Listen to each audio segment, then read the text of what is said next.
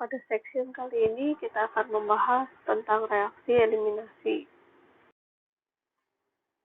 Jadi ini yang pertama adalah untuk reaksi eliminasi. Sebetulnya mekanisme yang terjadi pada reaksi eliminasi itu mirip dengan mekanisme pada reaksi substitusi. Eliminasi juga membutuhkan suatu basa, jadi untuk bisa berlangsung itu kondisinya harus basa. Kemudian sama seperti pada reaksi substitusi, reaksi eliminasi juga memiliki dua mekanisme yang berbeda, yang kita kenal dengan E1 dan E2. Jadi karakteristiknya sangat mirip dengan substitusi. Untuk E1 itu tentu saja reaksinya merupakan unimolekular, jadi di mana laju reaksi itu hanya dipengaruhi oleh satu substrat. Sedangkan pada reaksi E2 itu bimolekular, jadi dipengaruhi oleh dua substrat. Nah, jadi gambaran umumnya seperti pada gambar di bawah. Jadi pada reaksi eliminasi itu akan terbentuk suatu ikatan rangkap. Jadi bertambah ikatannya. Jika di awal kita memiliki suatu ikatan tunggal, maka akan menjadi ikatan rangkap dua. Atau apabila kita memiliki di awal itu adalah suatu molekul dengan ikatan rangkap dua, maka akan produknya adalah ikatan rangkap 3. Jadi ini adalah reaksi eliminasi secara umum. Yang pertama ini adalah E1. Nah, untuk reaksi E1 itu sebetulnya dia sangat mirip dengan reaksi pada FN1. Jadi menurut aturannya juga sama, jadi dia sama-sama laju reaksinya bergantung pada satu molekul. Kemudian secara mekanisme pun dia sebetulnya sangat mirip dengan mekanisme yang terjadi pada reaksi SN1, yaitu melalui pembentukan suatu karbokation yang stabil, di mana mekanismenya pun sama, jadi kita kenal dengan stepwise, jadi ada bertahap. Nah, secara umum E1 ini sama seperti SN1, jadi dia ada dua tahap.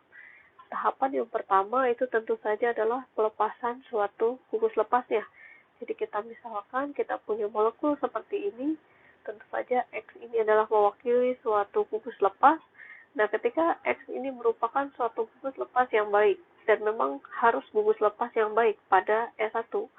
Nah, jadi X ini akan sangat mudah lepas menghasilkan suatu karbokation. Jadi X minusnya lepas. Jadi ini adalah step yang pertama. Kemudian pada step yang kedua itu adalah karbokation akan bereaksi dengan suatu basanya. Jadi di sini dimisalkan adalah B-. Nah, di sini B- tidak akan masuk ke C+ seperti ini. Kalau dia masuk ke sini akan menjadi reaksi substitusi. Nah, pada reaksi eliminasi, B- itu akan mengambil satu buah hidrogen dari suatu atom C. Jadi misalkan seperti ini dicontohkan ada satu hidrogen, maka B- ini akan menarik si H yang bersifat positif, kemudian terbentuk ikatan terangkap seperti ini. Jadi ini adalah step yang kedua dan merupakan step yang terakhir. Jadi kita bisa lihat di awal kita punya semuanya itu adalah ikatan tunggal, tapi di akhir kita punya satu ikatan terangkap dua. Jadi ini adalah reaksi untuk S1. Untuk E2, itu tentu saja mirip dengan SN2, di mana pada mekanismenya tidak melibatkan pembentukan karbokation. Jadi mekanismenya kita sebut sebagai konvergen. Jadi berlanjut, nah di sini contohnya sama, ini masih waktu yang tadi, X-nya itu adalah suatu gugus lepas, tapi dia bukan gugus lepas yang baik, sehingga tidak bisa langsung lepas dan menghasilkan karbokation. Nah, kemudian kita punya B-, tahapannya adalah B- ini akan menyerang si H. Dan di saat yang bersamaan, ketika H ini mulai lepas, maka ikatan tangan pada C ini juga perlahan-lahan akan membentuk suatu ikatan rangkap. Di saat yang bersamaan pula, si X ini akan semakin menjauh, sehingga akhirnya ikatan ini pun akan lepas. Jadi ini adalah produknya. Jadi sebetulnya secara umum dia akan produknya sama dengan yang E1, hanya saja mekanismenya berbeda. Kemudian kita lihat yang berikutnya terkait pembentukan ikatan rangkap, itu nanti ada kita kenal sebagai aturan Zaitsev dan yang disebut juga sebagai Hofmann. Nah, pada side safe itu reaksi eliminasi akan terjadi pada beta proton, di mana yang disebut sebagai beta proton itu adalah suatu karbon atom yang mengikat hidrogen lebih sedikit. Nah, akibatnya karena dia memiliki kecenderungan untuk bereaksi dengan suatu beta proton, maka suatu alken atau C rangkap tua yang terbentuk itu nomornya akan menjadi lebih besar. Jadi kalau diingat kembali bagaimana tata nama suatu alken, itu kita memberikan nomor supaya si ikatan tangkap tersebut mendapat nomor yang paling kecil. Nah, tapi pada reaksi side safe ini ikatan tangkap yang terbentuk itu akan menghasilkan nomor yang lebih besar. Nanti kita lihat contohnya di slide berikutnya.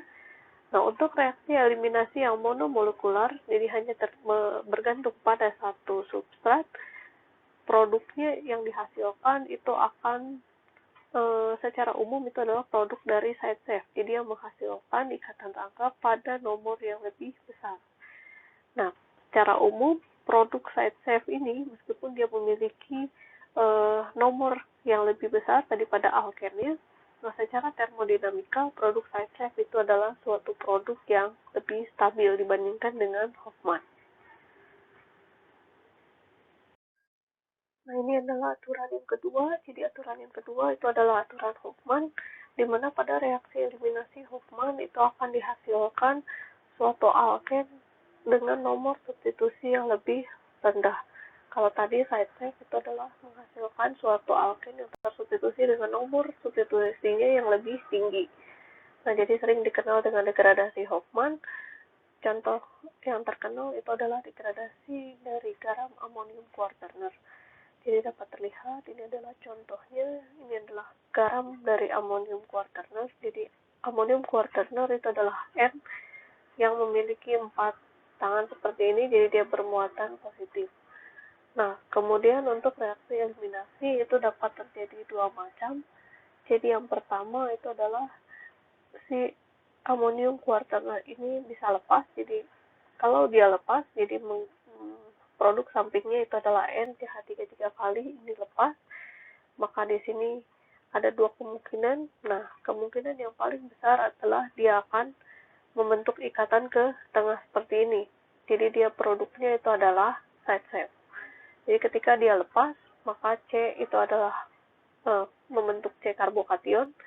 Jadi pada slide sebelumnya, kalau karbokation itu dia akan menghasilkan side safe.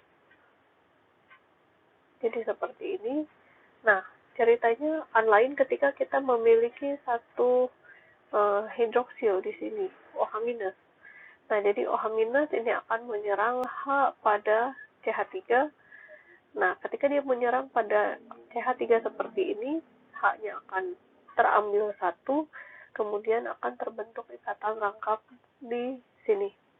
Jadi nanti N-nya baru lepas.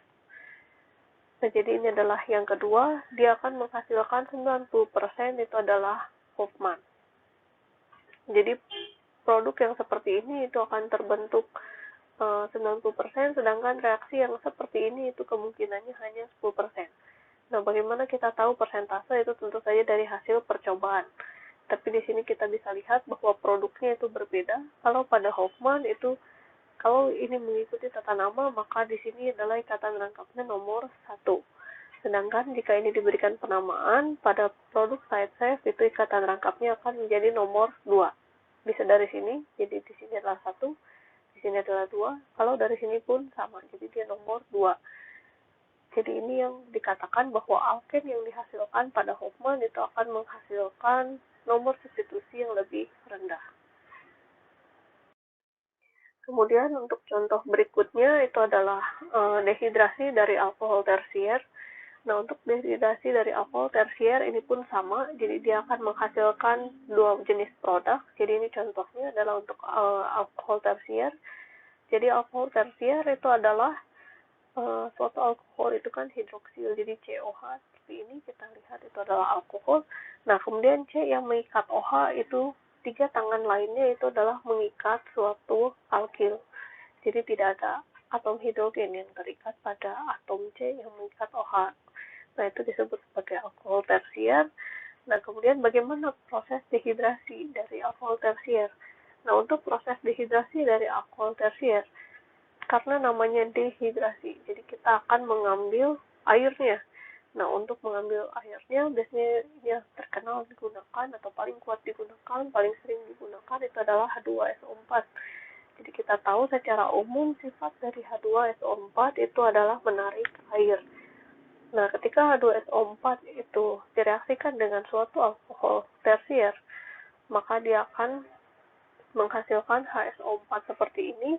Satu atom H pada H2SO4 itu akan menempel pada OH. Jadi seperti ini contohnya, tadinya hanya OH, kemudian menambah satu atom hidrogen. Jadi O-nya bersifat plus, kemudian kita tahu bahwa H2O itu merupakan suatu gugus lepas yang baik. Jadi dia akan terlepas membentuk suatu karbokation. Nah, di mana reaksi berikutnya? Kita tahu bahwa tadi di lingkungan bakal kita punya H+ seperti ini, kita punya banyak H2O, dan kita juga punya HSO4-. Nah, HSO4- inilah yang akan menarik satu atom hidrogen. Nah, opsinya itu ada dua. Yang pertama, dia bisa mengambil H yang berwarna biru seperti ini, atau dia menarik H yang ada pada CH3. Nah, jadi terbentuk dua kemungkinan itu, yaitu Zaitsev dan Hofmann. Ketika dia mengikuti aturan Zaitsev, maka dia akan mengambil H yang paling banyak. Jadi C yang mengikat H paling banyak itu adalah H yang berwarna biru seperti ini, akan diambil satu, sehingga terbentuk ikatan rangkap di tengah seperti ini. Ini adalah produk Zaitsev. Nah, kemudian jika mengikuti aturan Hofmann, maka H yang diambil itu adalah H yang berasal dari CH3. Jadi, jika diambil akan tersisa CH2 dan terbentuk ikatan rangkap seperti ini. Nah, dari dua kemungkinan seperti ini pun kita bisa melihat bahwa Hofmann lagi-lagi ikatan rangkapnya menjadi nomor 1, sedangkan pada Zaitsev itu menjadi nomor 2. Jadi produk yang dihasilkan Zaitsev itu angkanya atau nomor posisi ikatan rangkapnya akan lebih tinggi daripada yang Hofmann.